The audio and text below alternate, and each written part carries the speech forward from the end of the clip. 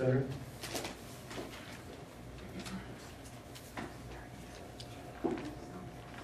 Well, thank you. It's a great crowd. I know you came for the donuts, and then we happen to be here as well.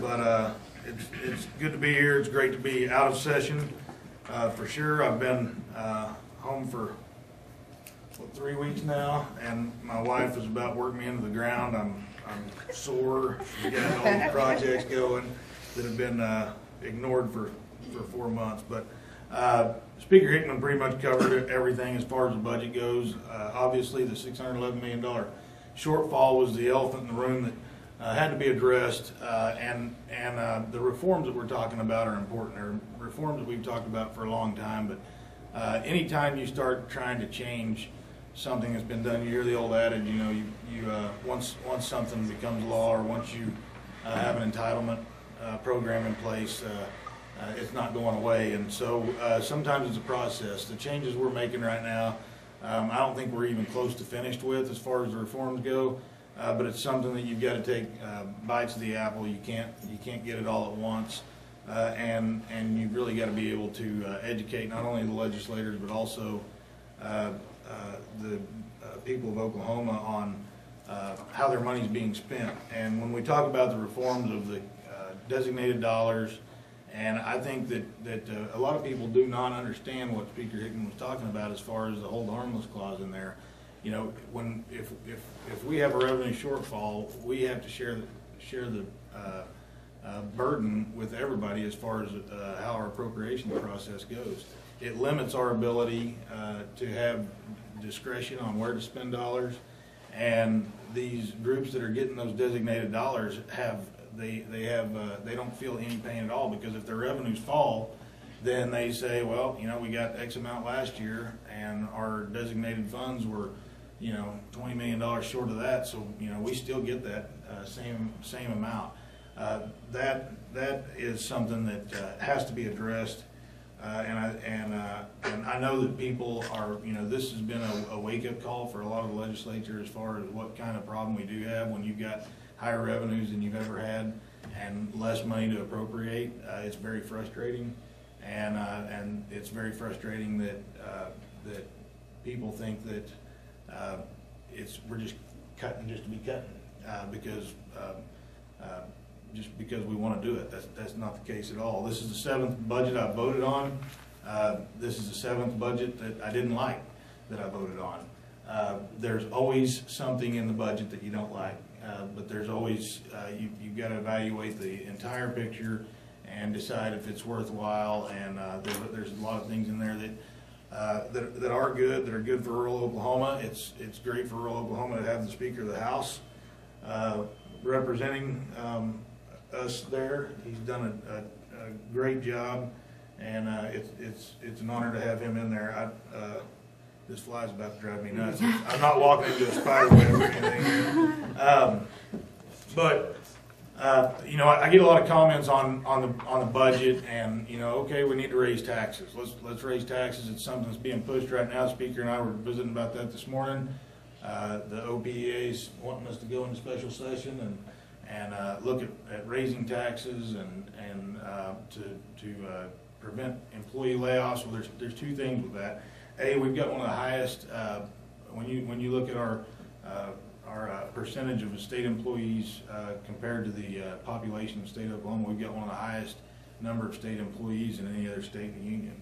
And number two, when in 2005, which was your second year in the legislature, we had a 7 or 7.25% tax rate, and a $5 billion budget that they appropriated. We've got a 5% tax rate and a $7 billion budget that we vote on. So higher taxes is not necessarily a direct correlation of higher revenue. And so just simply saying we're going to go and raise taxes does not necessarily solve the problem. We've got to manage our dollars properly. We've got to make sure that we've got quality reforms in place, and that we give our elected officials the discretion to appropriate dollars where they see fit. The reforms that the Speaker talked about on the budget, as far as showing line item what actual budgets are, is a huge deal. I remember a couple of years ago we had some issues with DHS, and the one thing that they decided, one of the things that they decided to cut was the meals for senior citizens, and happened to be one of the most politically hot buttons out there, and that's a lot of the reason why they chose to cut that program, because it put a lot of pressure on the legislature to go and get more dollars for them. But when you start looking at real numbers, when you look at state appropriated dollars, you look at federal dollars, you look at local dollars, and you say, all right, you know, what is the real budget? And then you've also got what's called intergovernment dollars, which are dollars that transfer back and forth between different government agencies as they do things for each other. What's the real budget numbers? Because just what we appropriate is not the only amount of money that each agency gets. So making the public aware of that is a huge deal, and a reform that I think is very important. The tax credit issue, we were able to pass this year, doing away with the ad valorem tax credits for our ad valorem exemption. I'm sorry, for wind developers. That fund right now is about $28 million that we pay back to counties for reimbursement on ad valorem for manufacturing projects. Wind is included in that, and wind is picking up the pace dramatically. So if you're looking at of that 28 million, say the wind is costing us 20 million, it's a 5-year program. So everything that comes online this year, we're going to be paying on for the next 5. Well, you couple that with all the projects that are coming on over the next 5 years, and it's a domino effect. You've got a huge problem. So that is we want to do what we can to make sure that we've got responsible policies in place, and also don't curb investment in the state of Oklahoma as far as wind and manufacturing issues. That was worked out with the wind industry. They agreed that it is not an issue that will direct them to other states. They're worried more about their wind tax credits.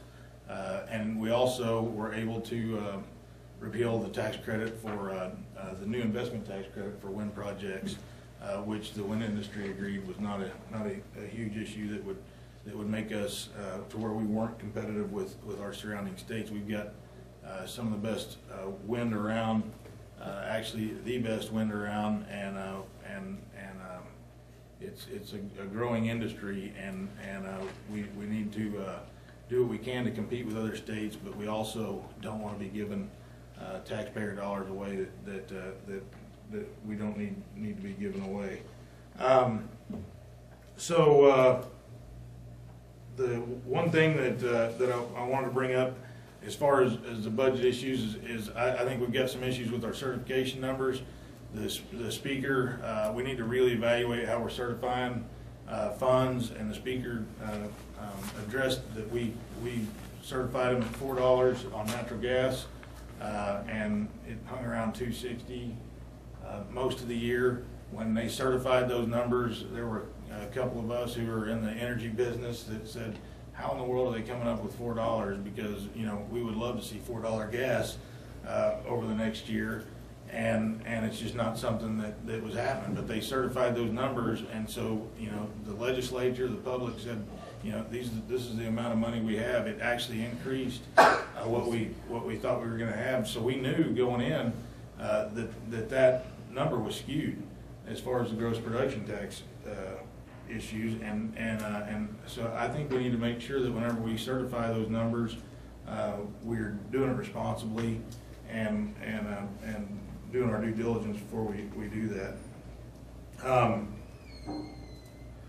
There's a lot of cuts out there that took place. One of you know, whenever you look at what's politically expedient and what's a good and bad thing, he talked about OETA. You know, whenever you start cutting Big Bird and Elmo, you're talking about some serious stuff that people, that's a pretty big deal. As far as education, fortunately we were able to hold education harmless. Higher ed was worried about a 5% cut for a while. That they did have a cut. It was a 2.44. So I know that Pecky and Valencia don't like hearing any of that, but it turned out a little better than what we had anticipated. And also one of the things that we talked about early in the year was a teacher pay raise. It's been an issue that we've talked about for a while. Obviously, you've got to, before you can do teacher pay raises, you've got to have money in place to do that. You can't just be given pay raises and not have the dollars in place to fund that. There was a plan out there that to actually possibly do that. There was it 2011 we did the reform on teachers pension program, our teachers retirement pension, and it was the largest unfunded liability we had in the state of Oklahoma. It was $16 billion unfunded liability that we had. The reforms we put in place took it to 10 or 11 billion, and had us on pace to have that fund made whole in 2033. I'm sorry. In 2030, it was supposed to be whole. We're a little bit ahead of pace actually, and we're on pace right now to have that fund whole in 2028. So one of the ideas was, all right, let's take the dollars that we're ahead, apply that towards teacher pay raise, and we're still on pace to have that pension whole in 2033. I keep wanting to say 2033, and that was obviously with the history of the teacher retirement fund. That was the retired teachers shot that down really quick, but because of legitimate concerns that they would not be that they would not see that money again, and that fund would continue to be rated at a later date, and rightly so. I understand their concerns. One of the bigger issues that we've had for a while.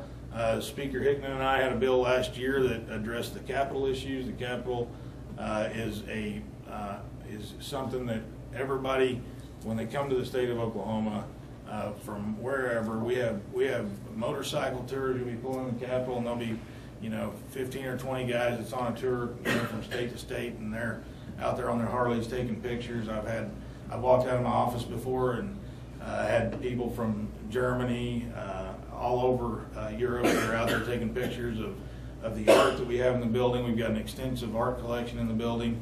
We have a beautiful, beautiful building. It's how old is that? Almost 100 years old. Almost 100-year-old building. It's deteriorating. We've got obviously everybody has heard we had a possum in the building last year, and they said, well, how's it getting in the building? Well, it's living in the building is how it got in the building. We've got pipes in the basement. The basement was originally a dirt floor. They had the sewage pipes down there. They went in and poured asphalt over that, and those pipes are rotted out, so all the sewage is basically just running through the old tunnels where the pipes were. We got the big rain last month, and there was water actually pouring in to the basement. It is and it's a symbol of the state of Oklahoma. We need to take care of it. We need to make sure it's addressed, and that's not including the art collection that has started there. That is a private entity, not the state of Oklahoma, but it's of Oklahomans, Oklahoma artists, different things. It's actually one of the better, if you like art, it's one of the better museums you could go to and look at that. And having sewage running through the basement and an extensive art collection is not a good mix. But that is underway. We actually couple of years, we've added scaffolding on the entrance on the house side on the main floor that sits over where you walk in, and a lot of people think there's work going on above there. That's because the scaffolding is there because there was part of the building was falling off the side, and we didn't want somebody to get hit with something falling off the side of the building, so they put scaffolding up. There were barricades around it to keep people from getting too close to the Capitol. So I'm proud that we're doing something about that now. The construction has started, and it is they're starting on the inside right now, I believe, and I'm excited to see the progress we'll make on that. The Pro Tem actually asked me to go. The United States Capitol is in the middle of going through the same process, and he's asked a couple of us to go and look at some of the things they're doing, and we'll be going in July to meet with the folks that are doing that and see what's going on there. With that, do you want to introduce Brooks? Unless you want to. But thank you guys. Alva's has a great presence at the Capitol. I have people tell me all the time, you know, you live in the most rural western part of the state, and you get more people at the Capitol every week from somewhere in your district. You know, I don't get why that happens. And I said because they're concerned. They understand that if they're not at the table, they're on the menu. And they're concerned about it, and they want to be here, and they want you and their elected officials to know what's going on. So I appreciate you doing that. It is impactful, and you do a great job in that. All of my district does, all of Northwest Oklahoma. So thank you very much for allowing me to serve. Sometimes you may wish you didn't have me there serving, depending on the day, but I do appreciate it, and I'll turn it over to Alex to make an introduction.